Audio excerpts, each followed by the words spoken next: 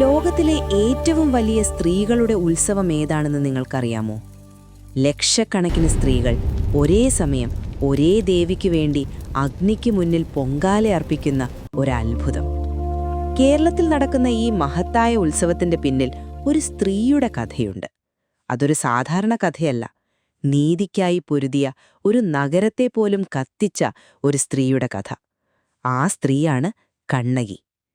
നാളുകൾക്ക് മുമ്പ് പുഹാറിലെ സമ്പന്നനായ വ്യാപാരിയുടെ മകനായ കോവലൻ സത്യനിഷ്ഠയും ധാർമ്മികതയും നിറഞ്ഞ അതിസുന്ദരിയായ കണ്ണകിയുമായി വിവാഹിതനായി. അവർ സന്തോഷത്തോടെ ജീവിച്ചു. പക്ഷെ വിധി അവരുടെ ജീവിതം മാറ്റിമറിച്ചു. കോവലൻ മാധവി എന്നൊരു നർത്തകിയെ പരിചയപ്പെട്ടു. അവളോടുള്ള ആകർഷണത്തിൽ അവൻ കണ്ണകിയിൽ നിന്നകന്നു. സ്നേഹത്തിന്റെ അന്ധതയിൽ കോവലൻ തന്റെ സമ്പത്ത് മുഴുവൻ മാധവിക്കായി ചെലവഴിച്ചു. കാലം കടന്നു. സമ്പത്ത് മുഴുവൻ തീർന്നു. അവസാനം തന്റെ തെറ്റു മനസ്സിലാക്കിയ കോവലൻ തിരികെ കണ്ണകിയുടെ അടുക്കലേക്ക് വന്നു. എല്ലാം അറിഞ്ഞിട്ടും കണ്ണകി അവനെ തള്ളിയില്ല. അവൾ ക്ഷമിച്ചു, വീണ്ടും സ്വീകരിച്ചു. അവളുടെ സ്നേഹം അത് നിർവ്യാജമായിരുന്നു. പുതിയ ജീവിതം ആരംഭിക്കാൻ അവർ മധുരയിലേക്ക് പോയി. കണ്ണകി തന്റെ ഒരു ചിലമ്പ് കോവലന് നൽകി. അതിൽ രത്നങ്ങൾ നിറഞ്ഞിരുന്നു. അത് വിറ്റ് വീണ്ടും ജീവിതം തുടങ്ങാമെന്ന് അവർ വിചാരിച്ചു. പക്ഷേ അവരെ കാത്തിരുന്നതൊരു ദുരന്തമായിരുന്നു. ആ കാലത്ത് മധുര രാജ്യം ഭരിച്ചത് പാണ്ഡ്യരാജാവായിരുന്നു. അന്നൊരു ദിവസം രാജ്ഞിയുടെ ചിലമ്പ് മോഷണം പോയി. അത് കണ്ണകിയുടെ ചിലമ്പിനോട് വളരെ സാമ്യമുള്ളതായിരുന്നു. കോവലൻ അത് വിൽക്കാൻ പോയപ്പോൾ അവനെ തട്ടാൻ സംശയിച്ചു. സത്യാവസ്ഥ പരിശോധിക്കാതെ, അവന്റെ വാക്ക് കേൾക്കാതെ കോവലനെ മോഷ്ടാവായി കുറ്റപ്പെടുത്തി. രാജാവ് അവന് വധശിക്ഷ വിധിച്ചു. ഒരു നിരപരാധി അങ്ങനെ കൊല്ലപ്പെട്ടു. ഈ വാർത്ത കേട്ടപ്പോൾ കണ്ണകി ദേഷ്യവും സങ്കടവും കൊണ്ട് നേരെ അരമനയിലെത്തി. കയ്യിലുണ്ടായിരുന്ന മറ്റൊരു ചിലമ്പ് പൊട്ടിച്ചു. രത്നങ്ങൾ നിലത്തേക്ക് ചിതറിപ്പോയി. അവൾ സത്യം തെളിയിച്ചു. രാജ്ഞിയുടെ ചിലമ്പിൽ മുത്തുകളായിരുന്നു, കണ്ണകിയുടെ ചിലമ്പിൽ രത്നങ്ങൾ.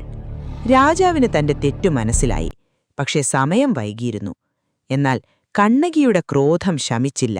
അവളുടെ ദുഃഖം ഒരഗ്നിയായി മാറി. കണ്ണകി തന്റെ ഒരു മുല പറിച്ച് മധുരയിലേക്ക് വലിച്ചെറിഞ്ഞ് നഗരം മുഴുവൻ വെന്ത് വെണ്ണീറാവട്ടെ എന്ന് ശപിച്ചു. കണ്ണകിയുടെ പാതിവൃത്യത്തിന്റെ ശക്തിയാൽ ഈ ശാപം സത്യമായി. മധുര നഗരം മുഴുവൻ അഗ്നിയിൽ മുങ്ങി. ഒരു സ്ത്രീയുടെ നീതി ഒരു നഗരത്തെ കത്തിച്ചു. പിന്നീട് കണ്ണകി അപ്രത്യക്ഷയായി. അവൾ എവിടെ പോയി? വിശ്വാസം പറയുന്നത് അവൾ ദിവ്യരൂപം സ്വീകരിച്ചു, ദേവിയായി മാറിയെന്നാണ്. അതിനുശേഷം കേരളത്തിലെ ആറ്റുകാൽ പ്രദേശത്ത് ഒരു അത്ഭുതം സംഭവിച്ചു. മുല്ലു വീട്ടിലെ കാരണവർ കിള്ളിയാറ്റിൽ സ്നാനം ചെയ്യുകയായിരുന്നു. അപ്പോൾ നദിയുടെ അക്കരെ ഒരു തേജസ്സുള്ള ബാലിക പ്രത്യക്ഷപ്പെട്ടു. അവൾ പറഞ്ഞു, എന്നെ മറുകരയിലേക്ക് കൊണ്ടുപോകാമോ? കാരണവർ അവളെ കരുതലോടെ നദി കടത്തി. അവളിലെ ദിവ്യമായ ഒരു പ്രകാശം കണ്ട കാരണവർക്ക് അവൾ ഒരു സാധാരണ ബാലികയല്ലെന്ന് മനസ്സിലായി. അദ്ദേഹം അവളെ വീട്ടിലേക്ക് ക്ഷണിച്ചു. ആദരവോടെ സ്വീകരിച്ചു. അവൾക്ക് ഭക്ഷണം എടുക്കാനായി അദ്ദേഹം അടുക്കളയിലേക്ക് പോയി. പക്ഷേ തിരിച്ചു വന്ന് നോക്കിയപ്പോൾ അവിടെ ആരുമില്ലായിരുന്നു. ആ ബാലിക അപ്രത്യക്ഷയായി. അവിടെയൊക്കെ തിരഞ്ഞു നോക്കിയിട്ടും കാരണവർക്ക് ആ ബാലികയെ കണ്ടെത്താനായില്ല. ആ രാത്രി കാരണവരൊരു സ്വപ്നം കണ്ടു. ആ ബാലിക ഒരു ദേവിയായി പ്രത്യക്ഷപ്പെട്ടു. അവൾ പറഞ്ഞു, ഞാൻ ഇവിടെ തന്നെയുണ്ട്. അടയാളം കാണുന്ന സ്ഥലത്ത് എനിക്ക് സ്ഥാനം നിർമ്മിക്കൂ. പിറ്റേ ദിവസം കാവിൽ 3 വരകൾ കണ്ടു. അത് ദേവിയുടെ അടയാളം. അവിടെ തന്നെയാണ് ഭഗവതിയെ പ്രതിഷ്ഠിച്ചത്. വിശ്വാസം പറയുന്നത് ആ ബാലിക തന്നെയാണ് കണ്ണകി, ഇന്ന് നമുക്കറിയുന്ന ആറ്റുകാലമ്മ. കാലക്രമേണ ആ സ്ഥലം വളർന്നു. ഇന്നത് ആറ്റുകാൽ ഭഗവതി ക്ഷേത്രമായി മാറി. കേരളത്തിലെ ഏറ്റവും വിശുദ്ധമായ ക്ഷേത്രങ്ങളിലൊന്നായി. പ്രത്യേകിച്ച് സ്ത്രീകൾക്കായി ഒരു ആത്മീയ കേന്ദ്രമായി. എന്നാൽ ഈ ക്ഷേത്രത്തെ ലോകപ്രസിദ്ധമാക്കിയത് ആറ്റുകാൽ പൊങ്കാലയാണ്. ഒരു ദിവസം ലക്ഷക്കണക്കിന് സ്ത്രീകൾ ഒരേ സമയം പൊങ്കാല പാകം ചെയ്യുന്നു. അവരുടെ വിശ്വാസം, അവരുടെ പ്രാർത്ഥന, ഇത് ലോകത്തിലെ ഏറ്റവും വലിയ സ്ത്രീകളുടെ സംഗമമായി മാറി. ഒരു നഗരം മുഴുവൻ ഒരു വലിയ അടുക്കളയായി മാറുന്ന കാഴ്ച, അതൊരു ദിവ്യ അനുഭവമാണ്. ഒരു സ്ത്രീയുടെ നീതി ഒരു നഗരത്തെ കത്തിച്ചു. അതേ സ്ത്രീയുടെ ശക്തി ഇന്ന് ലക്ഷക്കണക്കിന് സ്ത്രീകളുടെ വിശ്വാസമായി മാറി. അതാണ് ആറ്റുകാൽ അമ്മയുടെ കഥ. നിങ്ങൾക്ക് ഈ കഥ അറിയാമായിരുന്നോ?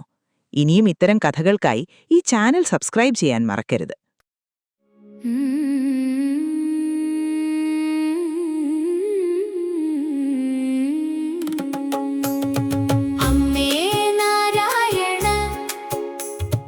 ദേവി നാരായണ, ലക്ഷ്മി നാരായണ, ഭദ്രേ നാരായണ.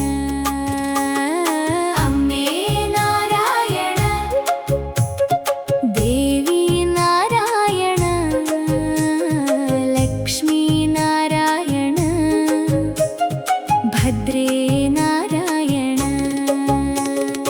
ആറ്റുകാൽ അമ്മേ ശരണം, അവിടുത്തെ ചരണങ്ങൾ ശരണം. പൊങ്കാല സമർപ്പിച്ചു പ്രാർത്ഥിപ്പൂ ഞങ്ങൾ.